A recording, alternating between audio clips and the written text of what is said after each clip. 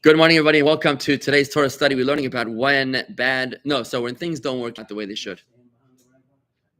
When things don't work out the way that they should, how are you supposed to react? Here's what happens. What happens is that when the going gets tough, the weak check out. That's what happened. When the going gets tough, the weak check out, and the scoffers and the mockers, they come right up and they begin to make fun, to make light of the situation. Where is your God now, they say? What's up with your faith? How's that working out for you? Right? You know, people love to criticize when they have really absolutely nothing else to offer. Somebody recently asked me what I would do if I was the Prime Minister of Israel. The 3 C's: criticize, complain, and condemn. Right. Criticize, complain, and condemn. The 3 C's. Very nice. None of those involve any responsibility on the account of the speaker, right? Other than a baseball bat and a wrecking ball. So I turned around and I said, well, what would you do if you were the Prime Minister of Israel? Oh, I'm asking the question. So I said what I would do. And he began to condemn and criticize, and what was the other one? Complain, right? So I said, well, it's not like you're giving me a better option. And your option, which is nothing, right? Which is the one that the International Court of Criminals would like to impose upon Israel, right? The one of defeat. No, the International Court of Criminals. Yeah. They are, that approach is a definite fail. So what do you lovely of you to criticize somebody else's position, but inaction is also an action. It's a very, very bad one. So in other words, what happens here is that here you are, you're fighting for your faith on your personal spiritual struggles. You're trying your best to keep it together, and things aren't working out. Now, let's be clear. The Torah makes it abundantly explicit to us in next week's Torah portion. The portion we're going to read this coming Sunday, like Vomer. We read that if you follow my Torah and mitzvahs, everything's going to work out for you. That's what it says. That's what it says. If you sweat in my Torah study, is what it says. You toil in Torah study and you observe the mitzvahs, everything's going to be good. Now, what happens when it's not good? Well, one of 2 reasons. Either you're not doing a good enough job at your part, right? Which is, makes sense. Or another reason is maybe you are doing a good enough job at your part, but still it's not working out because we are in a state of exile. And what happens when we're in a state of exile? When we're in a state of exile, then there's confusion, there's chaos. We learned about this yesterday. Things don't work out the way they should be, right? A plus B doesn't equal C. X squared plus Y squared doesn't equal Z squared, right? Pythagoras. Things don't work out. They don't compute. They don't come out to the bottom line because it's like a dream state. In a dream state, you got like an elephant fitting through a needle. You got things that don't make sense, and they kind of like loop together. Mashiach is being awake. The state of redemption is a state of being awake and conscious. But the state of exile is a state of slumber. You're in a coma. And things don't have to make sense. So that's why they're not working out. Now, the believer knows that God is always in control. The believer knows that the reason why his soul came down to this world is in order to endure this particular trial. That's a big statement. That's a very big statement. That's a statement so big that the Alter Rebbe makes it explicitly clear in Tanya part 5, episode 11.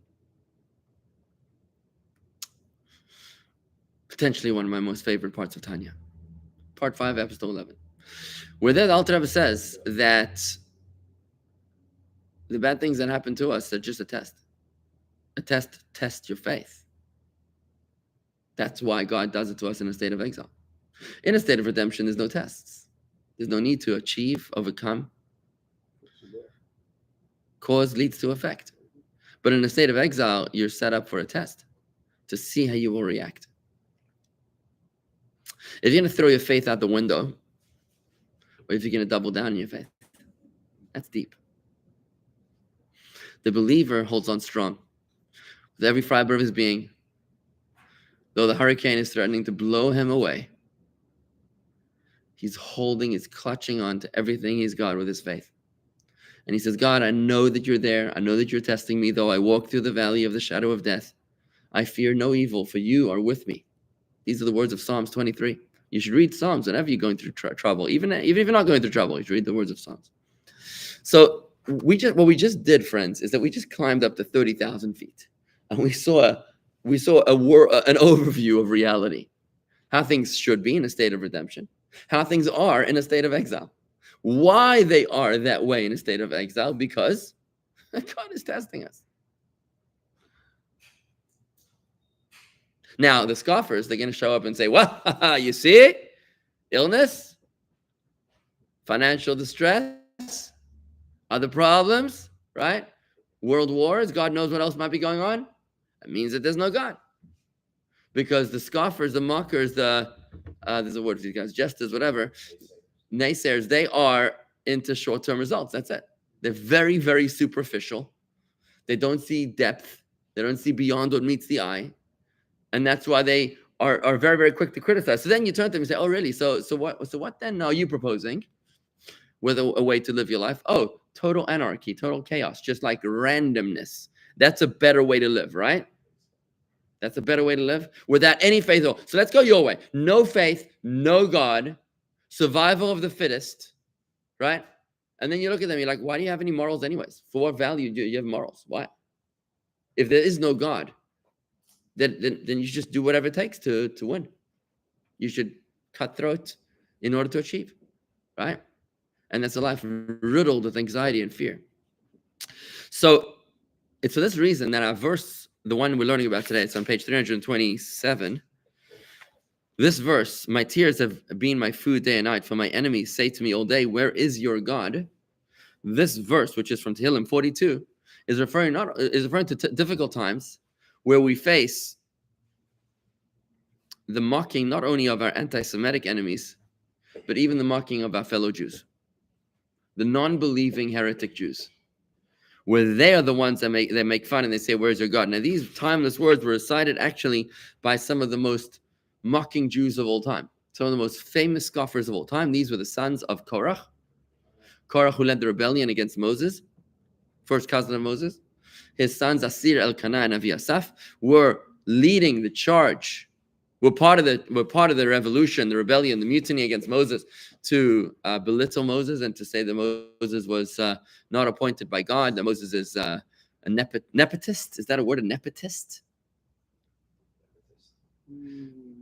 Should be a word if it's not a word. If there's a nepotism, then he's the nepotist, is the perpetrator of the nepotism, right? It should be.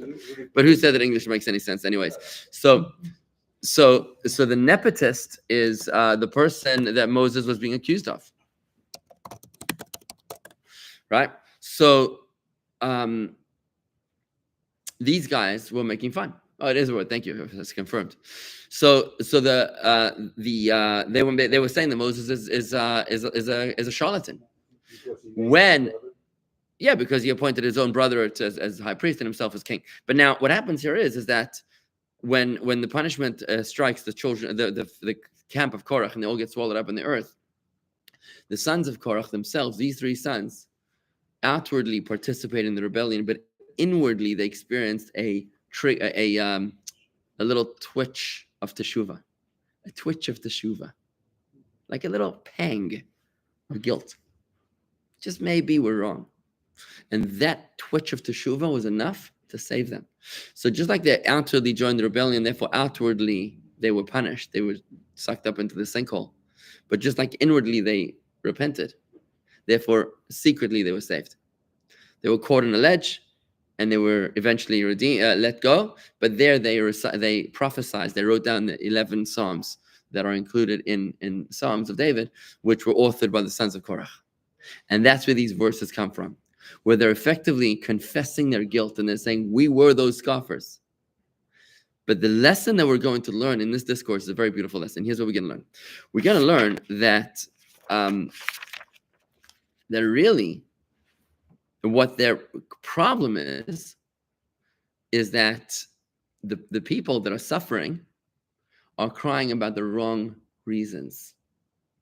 Look at the verse again, 327. What are they crying about? Can you see what they're crying about in the verse in 327? My tears have been my food day and night. It's very difficult to see this in the translation of the English because the English translation bastardizes the original Hebrew text. But when you read the Hebrew text, it says like this. I'm going to read the translation literally. It says like this. My tears were in my bread night and day. In other words, what was I crying about? I was crying about my bread. I was crying about my physical suffering. I was crying about my financial insecurity. I was crying about the symptom, not about the cause. What's the cause of your troubles, according to what we've learned? The cause of your troubles, like this, as it says in the Torah, the Torah's promise is if you toil in my Torah and you fulfill the mitzvahs, I'll give you rain in its time. I'll give you everything you need. In other words, if you were crying about your spiritual imperfections, now you're onto something. If you're doing teshuvah, right, that's when you're going to experience your bounty. The problem is you're crying about the wrong things. You're crying about your financial troubles. You're crying about your lack of nachas. You're crying about your health issues, when really you're not addressing the core of the problem, because the blessing is sourced in our adherence to Hashem's word, Hashem's commandment. If God is in control, then when you make the boss happy, you get what you need. But if you're crying about about your salary cut, right? If you're crying about your demotion, instead of crying about your relationship with the boss, you totally missed the point. And that's what they're saying. My tears were about my bread. My tears were about my financial state. They were not about what it really needed to be. Okay? And that's the theme that's being developed over here, where the sons of Korah are saying, we used to be the mockers. We used to be part of that camp that was making fun of when things didn't work out. But we realize now, when we're doing teshuvah, in these very words they're doing teshuvah, they're saying, we realize that the reason why things weren't working out is because the people were, number one, they were being tested. But number two, they were crying about the wrong things. They weren't doing teshuvah. They weren't worrying about the relationship with the CEO or the master of the universe. They were worrying about the superficial parts of their lives. They were worried about the symptom, about how God chose to treat them, as opposed to why God chose to treat them that way in the first place. They fell into the mob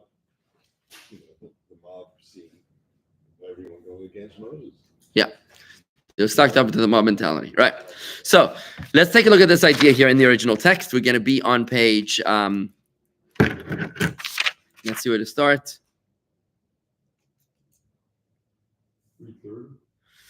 No, we're not up to there. The thing is, the previous lesson was unstable video connection, so I'm just going to go back just a little bit. Let's go back to the bottom of 327. Just to go there, we'll read through it quickly. However, bottom of 327, Jewish freethinkers exploit these heavenly admonitions. And we've spoken about these ideas, and we're just going to read it inside the original text, which is what's going to make it more substantial and more personal to you. However, and to me, Jewish freethinkers exploit these heavenly admonitions. Remember, it's admonitions. God is punishing us. Why is he punishing us? Why is he for two reasons. There's a punishment and a rebuke. The punishment is because we committed a crime. The rebuke is in order to make a correction. Right? So instead of us focusing on what we need to be focusing on, which is the correction of our mistakes, what are we focusing on? We're focusing on the actual punishment. It's like a kid. It's like a kid who comes crying to mommy that daddy shouted at me. Daddy gave me a patch, right?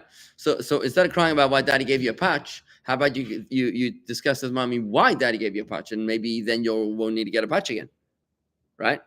And now that we can understand that on the level of a child. But how about if you are doing that at the age of 50, 60, 70, 8 years old, right? When you're crying to your friends, your wife, and you're saying, I don't know why this is happening to me. And if you woke up and you realize maybe the master of the universe is trying to tell you something, maybe there's a message, why don't you open the envelope and read what it says, right? It's going to change your experience, right? So, because we said in the second paragraph, by the way, of page 327, explicitly, a beautiful paragraph about why bad things happen to us is because God is trying to teach us a lesson. Maybe we should do that again because it's so powerful. I'm going to go to that's middle paragraph of 327. They fail to realize that the many afflictions visited upon the Jewish people, may God be merciful, all come so that we will repent. That is attested to by literally hundreds of verses in the Torah, prophets and writings, which state that all the Jewish traditions, heaven forbid, throughout the generations, all the Jewish travails, heaven forbid, throughout the generations, are God's admonition, punishment. Admonition is a rebuke. Admonishment is a rebuke. It's a correction. Punishment is a negative outcome. The purpose, I wonder if the reason why it's hyphenated, admonishment, punishment, is because it's really one thing. Maybe that's why it's hyphenated, because the punishment is really a rebuke. It looks like a punishment, but really it's a rebuke. Really, it's a lesson. In exactly the same way that my kid is playing with fire. I'm not punishing him. I'm just teaching him a lesson. The purpose of which is to encourage the Jews to repent. Whenever we repented, God sent us his salvation. However, Jewish freethinkers exploit these heavenly admonitions to ridicule Torah mitzvahs. Yeah. Using our misery to achieve, why are they called freethinkers? Unchained from tradition. Exactly. Well, beautifully said. Beautifully said. Thank you. Using our misery to achieve their own twisted ends. Their ridicule not only leads other Jews to forsake Torah mitzvahs, but also causes Jews to forsake their belief in the promises God made to us concerning the ultimate redemption. They thus cause Jews to follow the time-worn and long discredited path of their false ideology that we must seek our protection and succor from the world powers of Ashur and Mitzrayim. Ashur is Iraq or Babylon, and Mitzrayim is Egypt. Now, that really lays the foundation, folks, on Jewish on the Jewish experience. God is not here to hurt you; He's here to teach you. God rebukes the one whom He loves; He ignores the ones whom He doesn't. Right? And the superficial perceivers are the ones that don't read the envelope; they don't read the article; they just read the headline. Korah's sons, who authored the psalm quoted at the outset of this discourse, lament this fact when they state, "My tears have been my food day and night. For they, my enemies, say to me all day, 'Where is your God?'" Aside from the gruesome physical tortures that Jews endure during exile, we are tormented spiritually at the hands of the nations, and even more so at the hands of our own brothers, our enemies, who deny Torah and mitzvahs and cause Jews to forsake their identity and their religion. These were the people who Korah's sons themselves were. This is the teshuvah when they're lamenting and repenting from their own prior experience. What was that? Love your fellow Jew. Goes back to that. These are your fellow Jews who deny God. We love our fellow Jews. We just don't like them. It's okay to love you have to love your fellow Jews, but it's okay not to like them. There's no mitzvah to like your fellow Jew. To like means to agree. You don't have to agree with them. Love is a term which I think that in America we're not using enough. We're not using the term love. To love is to embrace people that you don't agree with. It's not happening today. It's just not happening today. We're focused, fully obsessed with the word like. We like people. We don't like people. There's none of this love business going on. Love is just overrated. It's become cliched. What? I know, but that's because you like him. Okay, what was Concord? You said what? Concord, like affinity. We only like to be. Concord is rapport. Rapport, affinity. Yeah. Okay. Korah's children, Asir, Elkanah, and Asaph, they're one of the 11 authors of the Psalms of the book of Psalms. Had originally taken part in their father's plot to rebel against Moshe and Aaron. However, they recanted and withdrew from the actual rebellion. The Torah twice mentions that the sons of Korah didn't die. Very interesting. Twice. When the earth opened up to swallow up Korah and his band, Asir, Elkanah, and Asaph also fell in. But since they had repented on the inside, the place where they fell remained open, and they were not buried, as were Korah and his band. Upon experiencing this miraculous salvation, they sang God's praises. Yeah, the 11 Psalms. After they emerged from the hole, the spirit of prophecy rested upon them, and they foretold the destruction of the Holy Temple and the bitter times of exile. So now they really rose to higher consciousness. This psalm is thus one of those who speak of the acerbic times of exile. During such times, we not only suffer in a terrible physical manner, but what is even worse, adding insult to injury, our feelings towards Torah and mitzvahs become glacial and shallow as a result of the mockers, the free thinkers of our own fellow Jews. All this is brought about by those heretics who deny God and His Torah, and who are similar to the nation of Amalek, concerning which it is written, Asher karcha baderech, What does it mean, Asher Korah Baderech? It's a very interesting verb here. Who cooled you on the way? Why does it mean cooled you? Cooled. Amalek is the nemesis of the Jewish people. What does it mean that cooled you down along the way? You know when you experience a miracle. I mean, think about this, guys, for a second. I just want you to process for a moment what happened over here. It says in the Torah, I'll bless those who bless you and I'll curse those who curse you. Right? So it says in the Torah,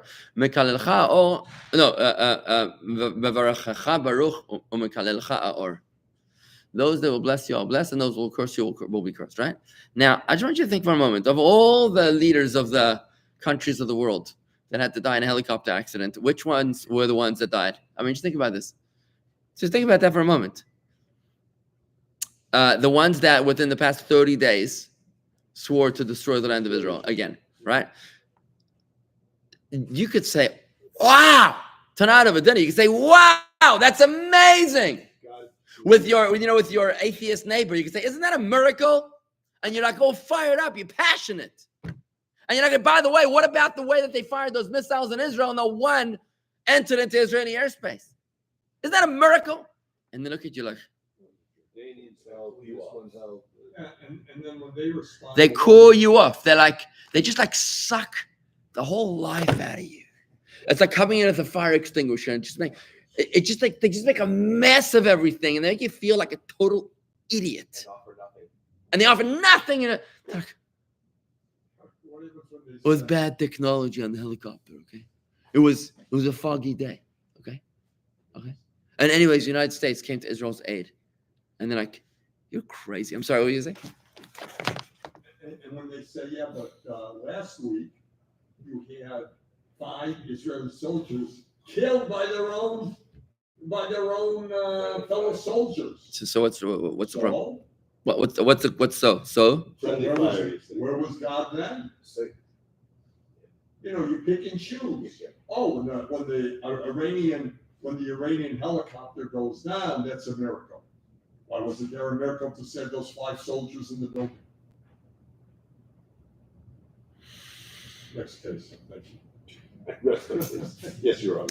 That's when you walk out. Of court. No, so let me respond. Let me respond to that. We're gonna role play here a little bit because he doesn't really believe this, but it's okay. We're role playing. Okay, I'm gonna give you an answer. I'm gonna try to give you an answer. I'm gonna try. So the question was, in case you missed it over here to the viewers, the question posed by the esteemed prosecutor was, okay, Rabbi, very nice.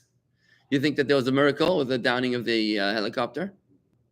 And you think that there was a miracle with the protection of Israel's airspace from the hundreds of missiles that came from Iran? Okay. What about the 5 soldiers that died last week from friendly fire? I would say this. I would say that the premise of your question presupposes a fundamental misunderstanding on the way that God operates. The fundamental, the premise of your question suggests a fundamental misunderstanding of the way that God chooses to operate. Okay, how is that? God never tells us that there will be no casualties. God never tells us that there will be no collateral damage. In fact, he tells us that there will be collateral damage and that there will be casualties. The only thing that he tells us is that no nation will ever be able to destroy you. No tribe of Israel, no individual tribe will ever be wiped out. Okay? You will outlive all your enemies. Those that bless you will be blessed, and those that curse you will be cursed. And therefore, just think about this for just a quick moment. Wherever the Jews lived in the history of the world, I challenge you to research this. Wherever the majority of Jewish people lived in any part of history, that host country was the superpower of the world at that time. Wherever the majority of Jewish people lived in the history of the world was the superpower at that time. And I've never been challenged by this. If you think of a challenge, let me know. And together with that, whenever the Jewish people were expelled from a country, whether it was Oliver Cromwell's England, Thomas de Torquemada's Iberian Peninsula, Nazi Hitler's Germany, wherever the Jewish people were expelled, that country descended into the dustbin of history. Challenge me if you think I'm wrong. Look it up. Take your time. Most of the Jews in Europe lived in Poland. Right? Poland still exists. It still exists. But what exactly is Poland today? Is Poland a superpower in the world today? I don't think it was a superpower before. Yeah. It was part of. Well, tell me why do you say that, Chuck? You said it was? Go back in history, Poland was a 15th, 16th century. Prussia? Anyways, yeah, look it up. Yeah, take a look it up. Look it up. And by the way, you're being very general with what you're saying. The majority of you got to really study this. You got to really study this. You got to do like some maps and charts to figure it out. You know, 2 maps and charts. But the point of what I'm saying is you know, you'll see that God promises us on the macro level. But you know, Rob, that God also promises us that every single human being that's born will die. You know that, right? No matter how righteous they are. That's right. That's right. Now, God doesn't tell us how long we're going to live. How long is a long enough life? Doesn't tell us. Every single person that's born is going to die. That's one thing we know. Okay, so the same for the 9 people who were on that helicopter. They were going to die. Yeah, good. The timing is everything. Well, okay, so the same time. Whatever you say on one, you could say with the other. You can't. My problem You can't say it on the macro level. You can't say it on the macro level. Well, we're not talking on the macro level. We're talking on a micro level. No, I'm not. That's what I just said. A miracle with regard to the helicopter, but you don't have an explanation for the 5 soldiers. I'm saying things happen. Sometimes they're good, sometimes they're bad. Don't attribute everything good to God and everything bad to wow. Right, you're saying it's a cop out on my part. I think Inconsistency. you ever work for a boss where everything good that happened was because of him, and anything bad that happened was because of you? I know people like that. So this is a very, very good question. I'm gonna. You're really challenging me, and I want to see if I can come up with a respectable answer. Oh, Amy likes my answer, by the way. Amy likes my answer. Thank you, Amy. What? Can anybody give me some support because he's not happy? What? Everything that happens is a result of God. So to Rob's point, everything happens. Right, you're saying you can't have it both ways. If you're gonna say everything that happens is from God, then that means the good is from God, but also the bad is from God. But God is everything. Right. And everything happens because of Right. So let me add another layer to this very important conversation. Another layer here is that God created us in a state of exile. Remember the state of exile. What does it mean to be in a state of exile? The word teva, nature, laws of nature. The word teva in Hebrew means submerged, drowned, underwater. When something is underwater, it's there. It's just hidden. It's just hidden, right? So therefore, the definition of nature is when God is hidden. On the flip side, the definition of redemption is when God is revealed, right? So to put that in slightly different perspective, when we're in a state of redemption, we don't have any questions anymore. We don't wonder why bad things happen to good people. Everything is clear. We understand. Everything makes sense, right? We can understand. Let's look backwards. Let's try to get the bigger picture here, right?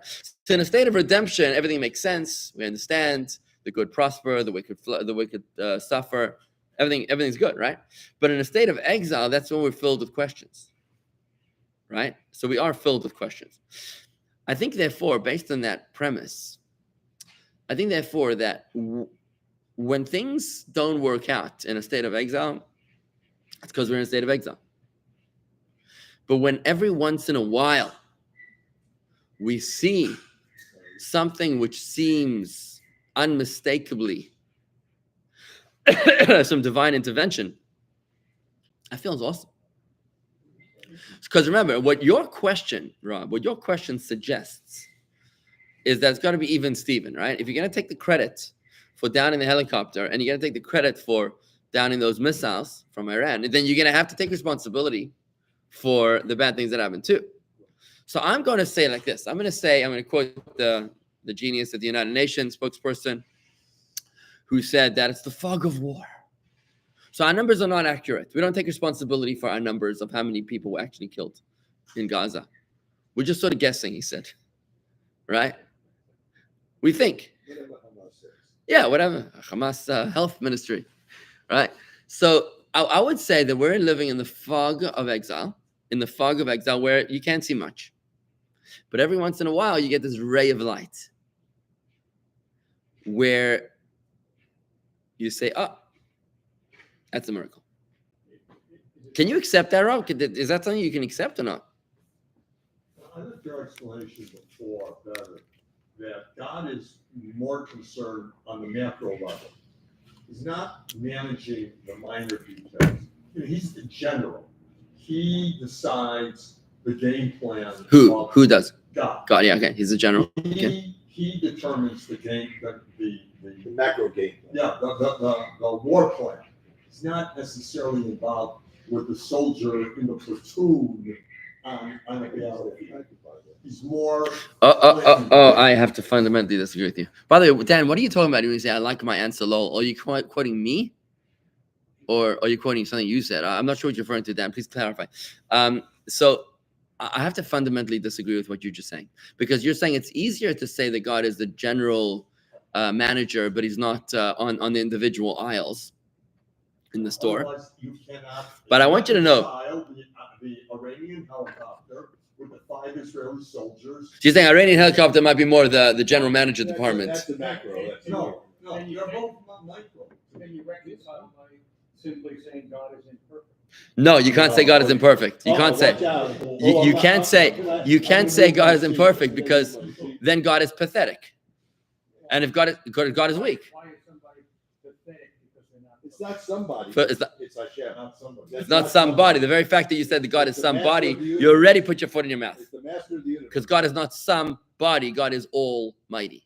Right? That's number one, a very important fundamental principle. A second point I want to challenge you on, Rob, is that the Baal Shem Tov taught us a revolution in spirituality, which was a novel idea that Chassidus introduced to the world. That even a leaf fluttering in the wind is all part of the divine providence, individual divine providence, and that every single detail of existence is all adds up eventually to the master plan. Okay. Now you're getting somewhere. So it's all part of a master plan. Yeah. Okay. So yeah. The master plan includes some things that are good. Yeah, I guess so. You might need to say that. Right. Yeah. So they're both part of the master plan. Everything is part of the master. But what I hope you can understand is that fundamental to Chassidus is the conviction that there's no individual event in existence. No event is too large or too small to be governed by God's individual divine providence. Hashgacha pratis. It's a word I really want you to learn. Hashgacha pratis. Hashgacha. I'm going to spell it for you so you can write it down if you want to. Hashgacha. It's 2 words. Hash. Hash. Goacha.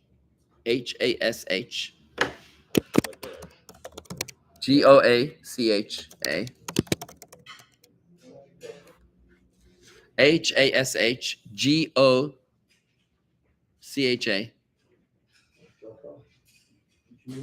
Protis. Protis. By the way, Dan, you didn't write anything before. Your comment is not there. I don't know what you're talking about.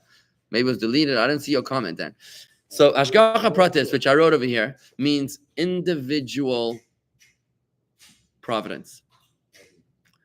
It's like customized providence, which basically means like this is when you use the word, right? This is when you use the word. So let's say you missed a flight. You don't start using choice 4-letter words. That's what you don't do, right? What you do is you say, no. Hashgacha Pratis. This is where I'm supposed to be right now. Toby? Oh, yeah.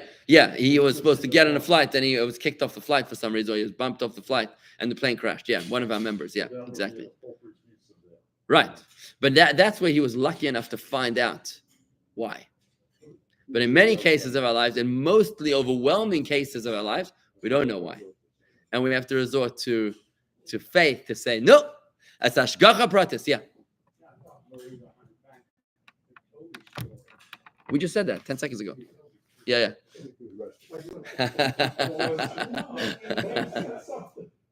Yeah. So you speak about a master plan. Yeah. And I think at times you've spoken about that we're not privy to that master plan. That's not part of our mission here in Right. To be taught what our master plan is from Hashem. Right. So we have no idea why those 5 souls. Right. And you also speak about. Just one You thing. also speak when we did JLI course about the different planes of life that. And Earth was kind of, this thing was kind of at the bottom of the rung. We kind of move up in our spirituality. And so it was time maybe for those missions to be fulfilled for those people and move on to the next thing. So the way I'm going to try to explain is like this: is a Persian carpet. Have you ever seen how ugly a Persian carpet is? Have you ever seen how ugly a Persian carpet is? From the underneath. From the underneath. I'm talking about from the underneath. Yes. And you're like, seriously, somebody's going to pay money for this? Like, seriously, somebody's going to pay money for this? And you look at it, you're like, this is crazy. I'm not paying no money for this. You can't give me this for you can't pay me to take this.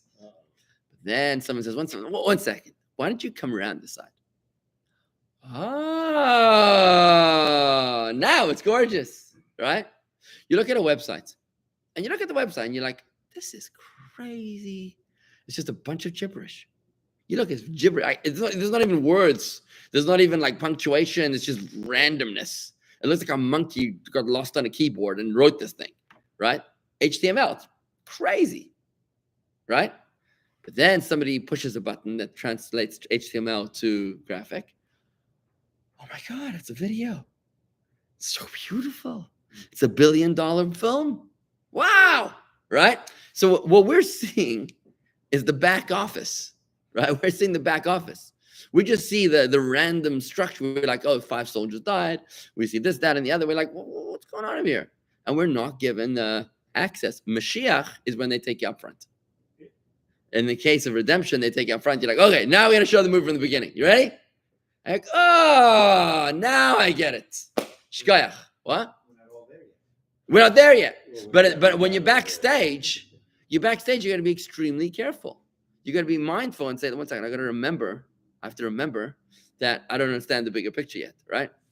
We say in Hebrew a very beautiful expression. It says, when somebody complains about, why am I doing this anyways? You said, my sister would often say this to me, to a donkey, you don't show half a job. That's an interesting expression. To a donkey, you don't show half a job. In other words, stop being a donkey, okay? You're only halfway through. You don't get it. Don't worry about it. Just roll with the punches still. You know what I mean? You'll eventually understand, right? From comments, yeah.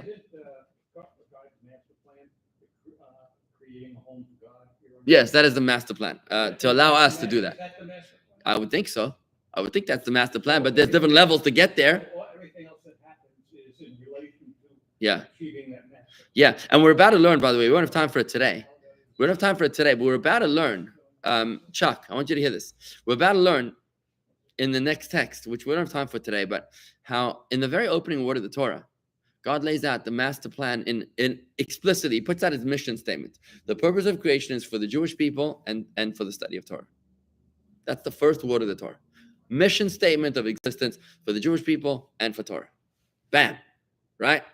Now,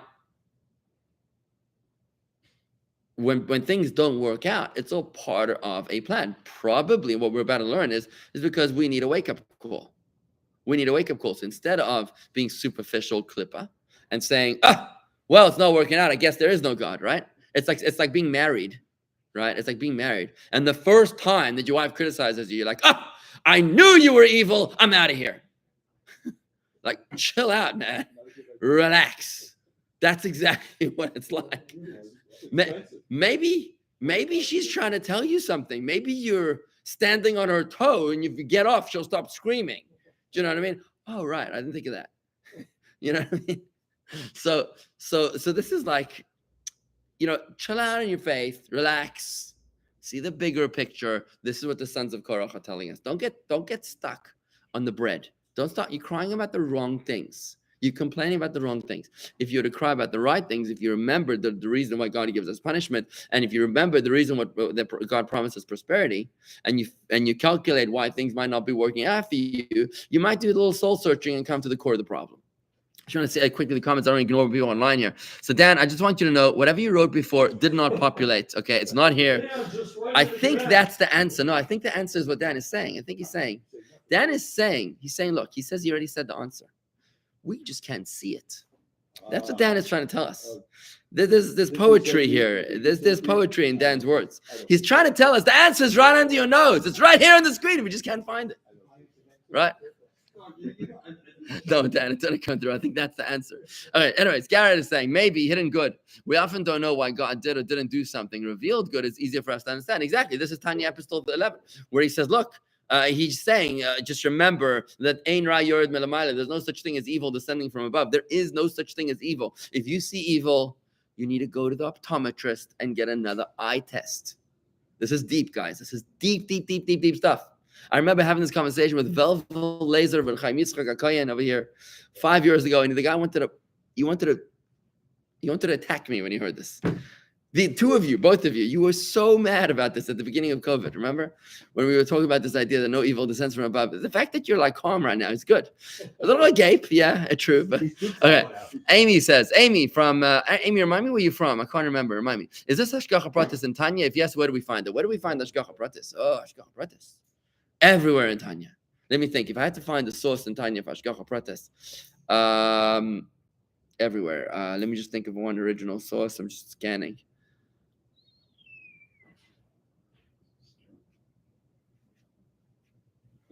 Chapter 26. I keep on telling you that in email. Chapter 26. You got to watch my video on chapter 26 of Tanya. I think that holds answer. Chapter 26, I would say the first chapter of Gates of Faith and Unity, which is the third part of Tanya as well. That's going to basically, both those two sources. Okay, next. Andrew. Hashgacha is from the same root as Mashgiach. Correct. The Mashgiach, you go to a kosher restaurant. By the way, there's a new kosher restaurant in town, guys. FYI. Not Kosher Chobi on Okeechobee Boulevard. Not the $5 million one in downtown West Palm, which is opening up this summer. And not the 50,000 square foot kosher grocery store and restaurant and everything else that's going on in Boynton Beach, but a new one called The W in Boynton Beach. It's a golf country club that has gone kosher. It's local.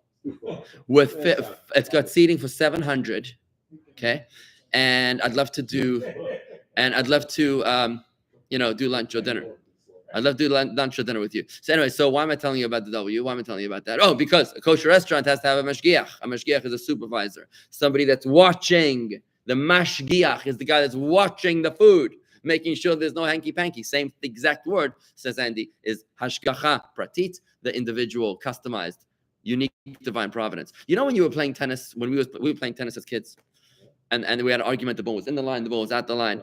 So we used to always say, okay, retake, right? And inevitably, whoever won the next point would say, you see, Hashem proved. And inevitably, whoever lost the next point would say, you think Hashem cares about this tennis ball line over here? No, right?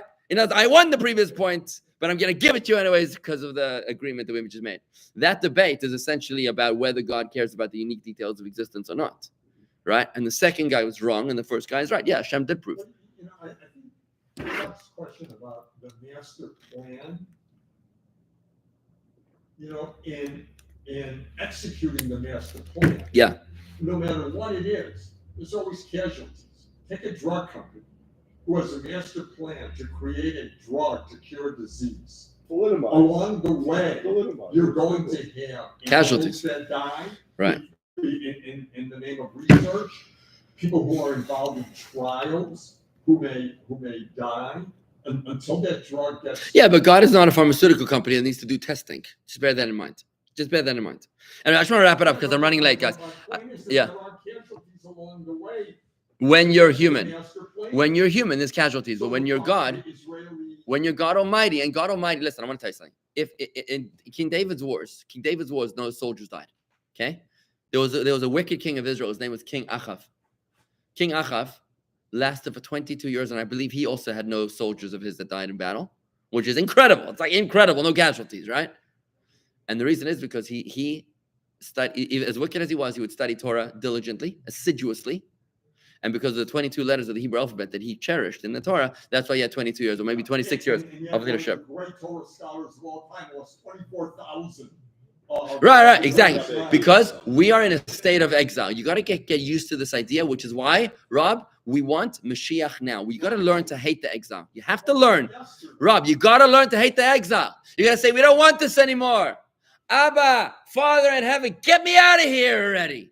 I don't want to be stuck in this dungeon. Set me free. That's Mashiach. Very good. Okay. Very good. Well said. I was trying to finish the comments. Thank you, Andrea. That's really interesting. Did it come through this time? No. Middlesburg, Virginia. Cool. An hour from Washington, D.C. Good. Amy's got the source. Dan is finally coming through. No, he still hasn't written his thing. Dan, your answer is in the hidden. I'm telling you, that's your answer. Your answer is in the hiddenness. The answer is right in front of our face. You need faith to see it. Thank you, Rabbi Laban, phrase to talk about this. Good. Folks, I'm going to end it over here. You see, this is a very deep discourse. It's a very deep discourse. Lots to talk about. I'm taking it slowly. We're keeping it up on Tuesdays and Thursdays. Stay with me. Don't go in. Don't forget, you can rewatch the series. Also, Winston will post it on, it's on our YouTube page. You can just watch the series. In fact, I just want you to know, if you ever want to study with me, you can always go to jewishgardens.com/wisdom center. jewishgardens.com/wisdom center, where you'll find, hopefully soon, articles, but you'll see the videos of many of the lectures that we've done over there. You can watch them over. And I encourage you to watch it over, because a lot of this stuff needs to really be internalized. All right, guys, have a great day. Thank you for joining me this morning. What a great, great debate. Thank you, Rob, for initiating.